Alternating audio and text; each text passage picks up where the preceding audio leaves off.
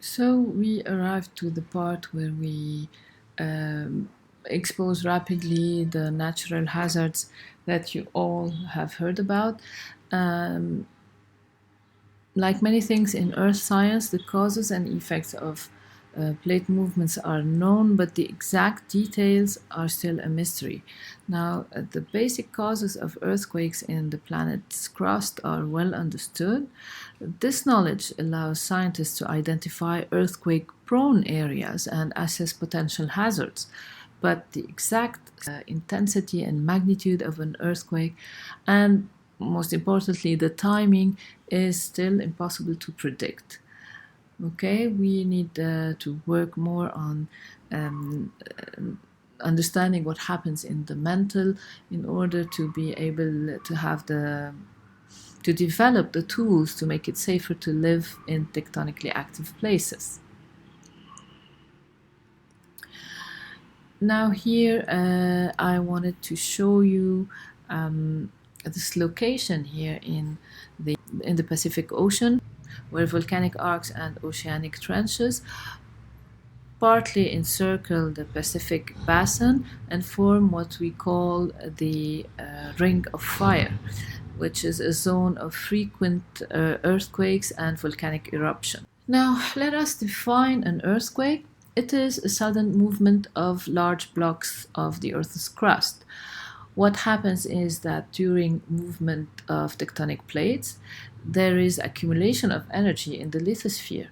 Now, when it arrives at the limits of elasticity, a fracture is created. A fault suddenly releases energy that makes the rock vibrate and propagates seismic waves. This is called an earthquake. Now, the place of rupture where the earthquake actually occurs is called the focus point, while the point on Earth at the surface, vertically above it, is called the epicenter. The epicenter هو الكلمة اللي بنسمعها on the news. What they say, the epicenter is city الفلانية أو region الفلانية. But actually, the real point of release of energy is the focus that is right below the epicenter on the surface. Now, seismic waves cross both the interior of Earth, we call this type body waves, and goes along the surface of Earth, and it is the surface waves in that case. Now, we have different types of body waves. P waves, which are primary waves, are considered as compression waves, where the particle will move forward and backward in the direction of the wave motion. They are the fastest and propagate in solid, liquid, and gaseous material. أصلا هلا we are presenting the waves from the fastest to the slowest رح ننهي فيهم. Okay? And to show you the movement, you can go to that slide where you have the compression and expansion of P waves. Okay? إذا بدكن فينا نشبهها لحركة الرسور السبرينج. Now, secondary waves are called also shear waves, where the particle oscillate in a vertical plane like that with respect to the propagation of the wave. They are slower. أكيد الأرقام قد إيه السرعة مش مطلوب إنه نحفظها، هي كفكرة. And they come after the primary waves. They can only move through solid material. And here you can see how the oscillation of the particle, here is the movement of the particle, which is 90 degrees with the propagation of the wave. Now, surface waves will appear last. They can, though, produce the strongest vibration, especially in zones at a distance that does not exceed a few thousand kilometers from the epicenter, and they will cause the greatest destruction in densely populated areas. They are of two types. We have the Love wave and the Rayleigh wave. Now, the Love wave also show oscillation movement, but the oscillation movement is horizontal, and they are responsible for most of the damage caused by earthquakes to buildings and other structures like bridges, for example. Okay, you can see oscillation, but the oscillation is not vertical, it's horizontal. Okay, and finally the Rayleigh waves, which are just like water wave, they show elliptical rolling movement, and they are the slowest. And here you can see this movement. Now, to record seismic waves, we use seismographs that are devices used in many parts of the globe. Here in Lebanon, we have a center that studies seismic waves in Bhannes. Now, the vibrations are transmitted. You can see here we have a spring and a mass, and the vibrations of that mass are transmitted to a needle that inscribes them on a cylinder that is rotating. And the result is something that looks like that, where the seismogram begins with noise, which are the waves that are constantly present, and then we have the arrival of P waves first, afterwards the S waves, and finally the Rayleigh waves. You can see the amplitude of the Rayleigh waves, which are very destructive, as we said. Now, an example of localization of the epicenter of an earthquake is here given. We have 3 points that recorded the earthquakes: Halifax, Vancouver, and Miami, which indicate that the earthquake occurred within 560 kilometers, 3,900 kilometers, and 2,500 kilometers respectively.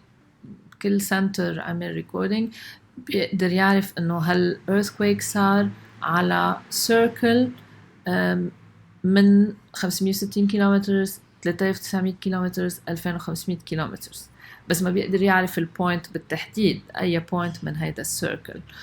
بس وقت بيكون صار في عنا 3 circle بيعملوا intersection at one point, and this point is the epicenter. In this case it's called Lamalbé. Okay, now in practice بيكون حتى في أكتر من 3 مطارح عملوا recording. Now كيف نعمل assessment إذا بدنا ل earthquake؟ في عنا 2 scales that are used to evaluate earthquakes. The Richter scale اللي هي بتعمل evaluation للmagnitude, and the Mercalli scale للintensity. Now the Richter scale أكتر شي سامعين فيها. It was developed in 1935 and later it evolved, let's say. The way of calculation evolved. It's a logarithmic scale, and most importantly, what it represents, okay, it expresses the magnitude of an earthquake, which is related to the quantity of energy released. Okay, here you can see magnitude on the Richter scale and quantity of energy released. Okay, وفيكم تشوفوا clearly إنه بين ال 5 وال 6 for example قطعنا من 10 ل 100، يعني multiplied by 10. Okay, بين كل level من ال Richter scale. And of course all the examples مرة الحفظ, but you can check out, for example, the most violent earthquakes أو اللي عندهم أعلى magnitude that are known اللي هو بتشيلي 1960, ألاسكا 1964, and more recently سومطرة بال 2004. Now the other scale that is used is the Mercalli Scale, introduced in 1902 and later also modified. Now the Mercalli scale represents reflects the intensity of an earthquake on a scale of 1 to 12. Now شو بتفرق ال intensity عن ال magnitude? The intensity is determined by the extent of damage caused by an earthquake. Okay, يعني هون it's the evaluation of the damage يعني regardless of the magnitude اللي هي أكيد will affect the damage بس it will be only one factor. شو هن الفاكتورز الباقيين؟ عنا the duration of the earthquake راح تختلف ال damage حسب ال duration حسب ال magnitude أكيد حسب ال geology of the area حسب ال distance to the epicenter وحسب ال degree of urbanization وهيدي الشغلة حكيتها سابقا إنه in densely populated areas النتائج ما رح تكون مثل بمناطق منا مسكونة. Okay? So it is also determined by the perception that the population had of the earthquake. يعني أكثر إذا بدنا evaluation لنتائج الearthquake من ناحية population من ناحية الدامج اللي صار وهو شيء relatively more subjective let's say than the magnitude اللي هي أرقام كتير أوضح let's say. That's why the Mercalli Scale رح تشوفه from 1 to 12 here. إذا بدنا في description يعني describes خلينا ناخد مثلا هيدا الرقم بيقول felt indoor by many يعني بدنا نشوف العالم شو حسوا فيها بالبيت لهالهزة ما حسوا فيها بالبيت windows doors disturbed walls were cracking or not صار في sounds سمعوا الناس أصوات of cracking. So شفنا كيف هون عنا كتير description للموضوع بينما بالmagnitude خلص في رقم في قديش energy released وبس. Now the damages they include building destruction, human death, landslides, tsunamis مثلا لأنه earthquake بسبب تسونامي غير earthquake ما في نتيجته ما في وراه تسونامي. اوكي واكزامبل earthquake مع تسونامي كان باليابان بال 2011 اوكي وهونيك also كان في nuclear power plant so النتيجة هون بعد صارت أعلى وأعلى.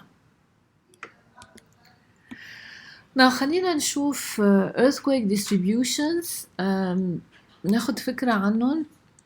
أكيد earthquakes do not occur randomly on the surface of the planet. They are located, as you can see on the map here, mainly but not solely on the borders of lithospheric plates. أكيد on the borders في high risk, but we have some earthquakes هلأ بنشوفهم بعد شوي كمان that occur برات هودي الزونز. إذا بدنا نقسم earthquakes ل magnitude مثلا less than 5 لأن الخفاف وهلأ بنشوف للmagnitude أعلى من 7 رح نشوف إنه مثلا distribution of earthquakes with magnitude less than 5 رح تكون mainly on the borders of plates but still you can see some of them outside the borders. أما for earthquakes with a magnitude greater than 7 on the Richter scale رح نشوف إنه أغلبيتهم هن برات ال plates boundary. Okay? The classification of earthquake is as follows. عنا superficial, intermediate and deep. Superficial بين 0 to 70 kilometers located on either convergent or divergent boundary. Intermediate من 70 ل 300 kilometers located mainly on convergent boundary. أما deep earthquakes اللي هن أقل شي بيحصلوا بين 300 ل 700 kilometers deep they are located exclusively within convergent boundaries. وما بننسى برجع بذكر إنه some of the earthquake occur away from the boundaries. They will be associated with hotspot volcanoes رح نحكي عنهم بالفيديو اللي جاي. And remember that most earthquakes are superficial and intermediate.